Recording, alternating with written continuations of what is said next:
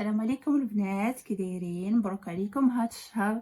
بطبيعه الحال حنايا العيد قرب وكنبغيو نتهلاو في الحاله ديالنا وباش تكون البشره ديالنا زويونه. هي في الحقيقه على طول العام، ولكن مناسبه ديال العيد ان شاء الله كنبغيو نتهلاو في الحاله.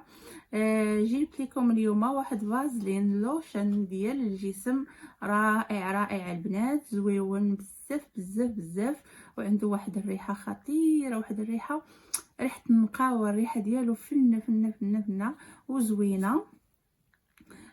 حتى هاد لومبالاج ديالو غزال، وهو يا رائع. من بعد ما كتاخدي الدوش ديالك وكتسالي وكتنشفي بالفوطه الجسم ديالك، يمكن انك تستعمليه في الدوش، كيجي غزال وتيوحد البشره وكيخليها غزاله. ولكن نصيحه من عندي انك ما ديريش في الوجه كامل، ما تيصلحش الوجه كامل، غير في الجسم.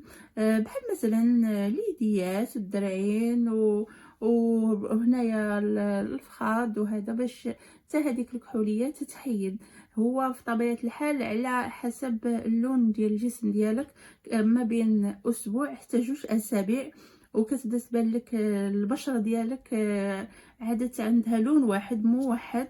وفي الحقيقه انا استعملته رائع، والريحه ديالو يا سلام البنات. انا خديته من كارفور وخديته ب 33 درهم.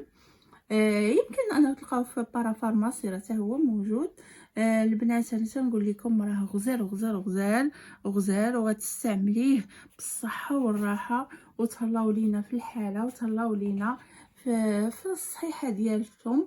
نهايه ديال الفيديو كنقول لكم ما تنساوش تبخلوا علينا بلايك وابوني وبارطاجيو الشير مع العائله باش يوصلكم اي جديد ان شاء الله، وتبقاو على خير.